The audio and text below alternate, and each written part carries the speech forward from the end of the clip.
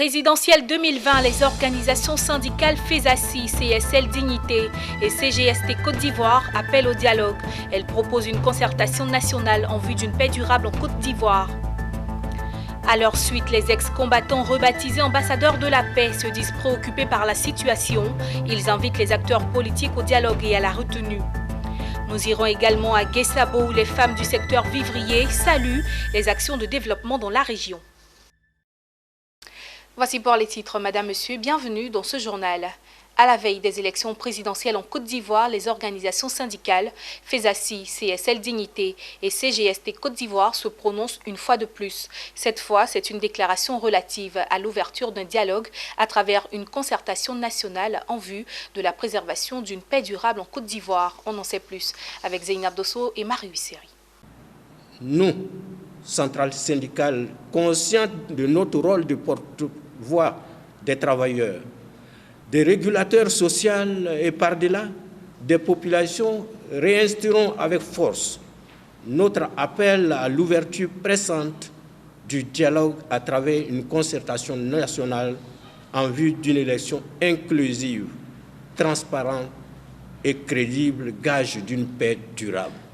C'est la déclaration commune de 3 centrales syndicales ivoiriennes. La FESACI, Fédération des syndicats autonomes, la CGSTCI, Confédération générale syndicale des travailleurs et la Confédération des syndicats libres Dignité, tous représentant les travailleurs de Côte d'Ivoire. Cette déclaration date du jeudi soir et marque l'inquiétude des forces actives quant au bon déroulement du scrutin présidentiel de ce 31 octobre 2020. Elle intervient après plusieurs déclarations individuelles faites par les organisations syndicales à quelques jours des élections qui semblent ne pas avoir porté de fruits. Cette concertation nationale, que nous appelons de tous nos voeux, aura également pour objectif, premièrement, d'établir un nouveau pacte politique qui prend en compte toutes les préoccupations qui font l'objet de conflits actuels et particulièrement la mise en place d'une commission électorale indépendante, consensuelle, composée des organisations syndicales et celles de la société civile. Deuxièmement, élaborer un nouveau contrat social qui prend en compte l'octroi d'un véritable statut aux organisations syndicales afin de leur permettre de jouer pleinement leur rôle de partenaires sociaux. Traoré Doïa Mamadou, secrétaire général de la FESACI, au nom de toutes les centrales syndicales, a saisi l'occasion pour lancer un appel aux travailleurs à faire preuve de retenue. Il a par ailleurs rendu hommage aux victimes des manifestations survenues ces derniers jours en Côte d'Ivoire. Les membres du mouvement Génération Gagnante de la commune d'Atekoubé ont rencontré Antoine Diamadibi, conseiller du Premier ministre chargé du développement des 63 villages Atchan d'Abidjan. Au cœur de la rencontre, réflexion et action en faveur du développement et sensibilisation des jeunes à la retenue. Mon désir Nassimanto, Richard Akeke. Il est considéré comme le nouvel espoir des 63 villages Atchan d'Abidjan. Diamadibi Antoine, surnommé le seul Atchan de la primature, est l'un des conseillers du Premier ministre Ahmed Bakayoko après avoir servi l'ex-Premier ministre Feu Amadougon Koulibaly. Ce jeudi à Abidjan, il a bouclé une énième tournée des villages Atchan d'Abidjan, lui et ses collaborateurs du mouvement Génération Gagnante, un creuset de réflexion et d'action initié par Feu Amadougon Koulibaly.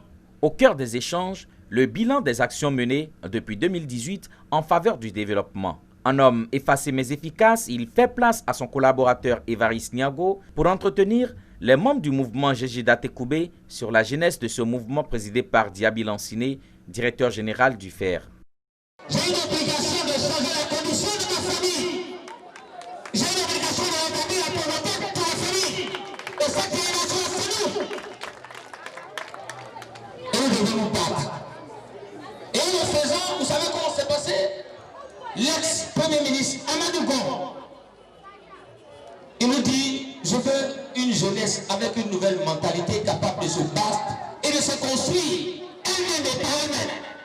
Une rencontre intervenue dans le contexte des élections présidentielles de ce 31 octobre 2020. Sensibilisation à la retenue et à la non-violence ont également meublé leurs échanges avec la jeunesse de la commune d'Atekoubé. 31 octobre 2020, date officielle des élections présidentielles en Côte d'Ivoire. Contre vents et marées, les partisans du Rassemblement des oufettistes pour la démocratie et la paix s'engagent au vote. Un appel de paix et de cohésion sociale a été lancé par les coordonnateurs RHDP de la commune de Cocody à leurs partisans. Daniel Kodjo et Richard Akeke nous font le point. C'est un peuple rassemblé pour dire oui au vote du 31 octobre 2020.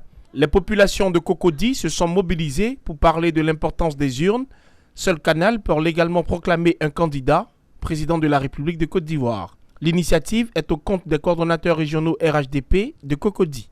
Le message que nous avons passé, c'est qu'il ne faut pas faire de provocation, il ne faut insulter personne, il faut éviter toute forme d'agression, il faut aller calmement aller voter le samedi.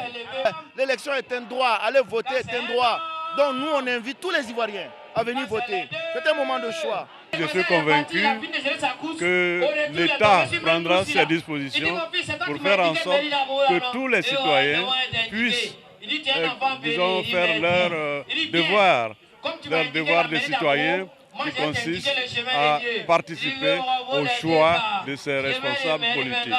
La paix et la cohésion sociale étaient également au centre des échanges entre les populations de la commune. Tous en appellent à la responsabilité des Ivoiriens, en particulier du personnel politique, au dialogue politique et à une élection pacifique. Le président Oufoué, avant de nous quitter, nous a laissé, nous a légué la paix comme une deuxième religion. Tous les Ivoiriens doivent adhérer à cette religion de paix. Sans paix, il n'y aura pas de développement. Les élections présidentielles en Côte d'Ivoire sont censées se tenir le 31 octobre 2020. Les Ivoiriens sont appelés à se rendre dans les urnes sans violence pour une Côte d'Ivoire paisible. Je vous l'annonce en titre, les ex-combattants de la crise 2010-2011 se sont rassemblés ce vendredi à Yamoussoukro. Ils se disent préoccupés par la situation sociopolitique qui prévaut à la veille de l'élection présidentielle 2020. Ces ex-combattants, rebaptisés ambassadeurs de la paix, ont saisi l'occasion pour inviter les acteurs politiques à la retenue et au dialogue afin d'éviter à la Côte d'Ivoire une autre crise post-électorale. On les écoute. J'invite tous les partis politiques à cesser immédiatement toute action de violence. J'invite le pouvoir à passer à la phase du dialogue, parce que les Ivoiriens en ont souffert. Nous voulons la paix dans notre pays. Je lance un appel, après mon président, à toute la classe politique, au président de la République de Côte d'Ivoire, pour rassembler ses frères auprès de lui. Pour que tout le monde comprenne que la vie humaine est très très importante au-delà de tout notre entendement. Nous, les ambassadeurs de la paix, communément appelés les ex-combattants, nous nous démarquons de toute violence durant cette période électorale. Rendons-nous à Bondoukou, précisément dans la sous-préfecture de Sapli-Sepengo, où les femmes de la région du Gontougo se sont donné rendez-vous.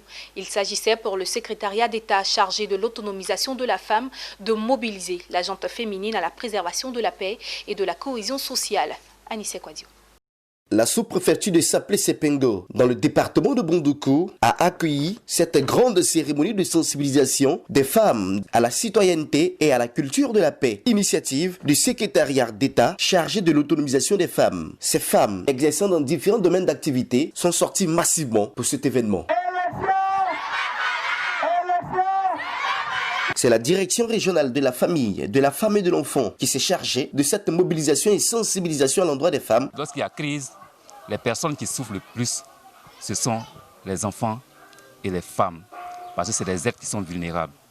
Donc il était important pour nous d'associer les femmes à une campagne de sensibilisation pour qu'elles puissent appeler à la paix autour d'elles. Les femmes sont vraiment fatiguées de tous ces troubles.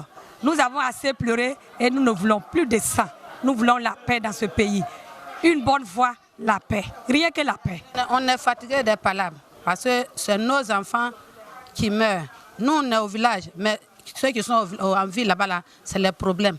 Parce que sans la paix, là, les enfants ne peuvent pas vivre. ils sont à la recherche de leur vie et à cause de Palabre, ils ne peuvent même pas se retrouver. Donc on veut la paix.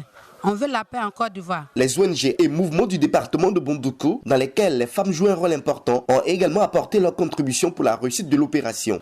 Faire comprendre aux femmes qu'elles ont un grand rôle à jouer, parce que la société sans la femme n'est pas une société complète. C'est devant un parterre d'autorité que s'est tenue cette cérémonie, au nombre desquels le sous-préfet de Saplé Sepengo, qui présidait l'événement. Nous leur demandons de s'impliquer effectivement auprès de leurs maris, auprès de leurs enfants, que nous sommes tous, pour que, acteurs que nous sommes, à tous les niveaux de la société ivoirienne, nous puissions travailler pour une paix durable en Côte d'Ivoire. Cette cérémonie de sensibilisation des femmes de la sous-préfecture de Saplé Sepengo à la citoyenneté et à la culture de la paix, initiative du secrétariat d'État chargé de l'autonomisation des femmes, concerne plus de 5000 femmes dans 10 régions de la Côte d'Ivoire, soit 500 femmes par région qui bénéficient de ces séances de sensibilisation. Parlons développement à présent. Guessabo, encore appelée la ville du poisson, dans l'ouest de la Côte d'Ivoire, était en fête le mercredi dernier.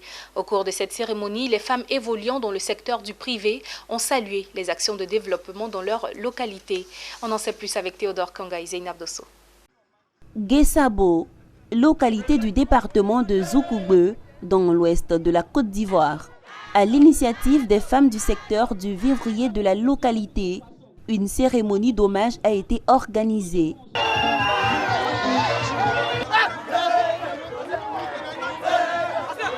Cette mobilisation pour les initiatrices se veut l'expression de la reconnaissance des populations bénéficiaires des actions de développement du président sortant Alassane Ouattara dans leur région.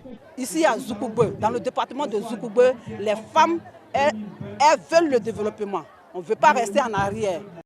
Saluant cette mobilisation, Maïmouna Faber, représentant le parrain, le Premier ministre Ahmed Bakayoko, a appelé les chefs traditionnels à veiller à la stabilité et à la préservation du climat social, gage de développement et de la croissance économique. Vous avez été clairvoyants. Vous avez montré que Zoukougbe, les chefs de Zoukougbe ont montré que eux, ils aiment leur population, ils aiment leur administrer. C'est pour cela qu'ils ont dit qu'ils vont travailler aux côtés du président Ouattara pour le développement de Zoukougbe. Situé à l'ouest de la Côte d'Ivoire, à 440 km d'Abidjan, précisément dans le département de Zoukougbe, Guessabo est une sous-préfecture reconnue pour être la cité du poisson. Il y a de cela quelques décennies. Les activités se sont depuis lors diversifiées avec la culture du vivrier par les femmes, la manne nourricière de la Côte d'Ivoire. Cap sur Daloa, la direction régionale du tourisme et des loisirs du Haut-Sassandra a célébré récemment la 41e journée mondiale du tourisme. Le thème national est tourisme et développement rural. Il s'agit de mobiliser tous les acteurs de l'industrie touristique du Haut-Sassandra à s'engager pour un tourisme résilient inscrit dans le développement régional. La célébration de la 41e journée mondiale du tourisme est la première du genre à Daloa. Les opérateurs du secteur touristique pour ces festivités ont répondu à l'appel de la direction régionale du tourisme et des loisirs du Haut-Sassandra. Occasion pour la directrice régionale, Koné Blandine, de faire l'état des lieux du secteur du tourisme dans la région du Haut-Sassandra. Selon elle, l'activité touristique se portait bien jusqu'à la situation sanitaire internationale. Toutes les activités se portent actuellement mal et les établissements touristiques ont un taux de remplissage très faible. Au cours de cette cérémonie, une communication sur le thème tourisme et développement durable a été dite par M. Claude Fangama, directeur de la planification du ministère du Tourisme et des Loisirs. Le tourisme est un secteur porteur de développement.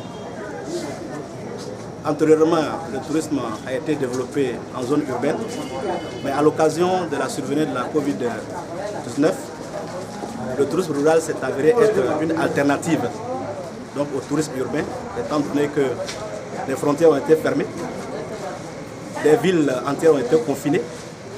Donc il s'agit d'un retour vers la pratique du tourisme interne. Avec l'arrivée du coronavirus, on a eu beaucoup de difficultés, parce que comme vous le savez, je n'ai pas grand chose à vous apprendre. Toutes les activités étaient pratiquement arrêtées. ne pas dire au ralenti, c'est actuellement que tout commence à prendre. Donc avec cette communication organisée par le ministère du Tourisme, c'est vraiment une très bonne chose pour nous parce que c'est une manière de relancer encore notre activité. Plusieurs partenaires sont à l'initiative de cette 41e journée mondiale du tourisme célébrée à Daloa. Il s'agit de l'entreprise Amclo Trading, promotrice de Sergette Bio, la direction régionale du tourisme et des loisirs du Haut-Sassandra. Au cours de cette cérémonie de Daloa, le Fonds de développement touristique a remis des dons aux opérateurs du secteur du tourisme. Voilà, ce reportage d'Emmanuel Quadio commenté par Nadia Wounoud signe la fin de cette édition. Merci de nous avoir suivis. Excellente soirée à toutes et à tous.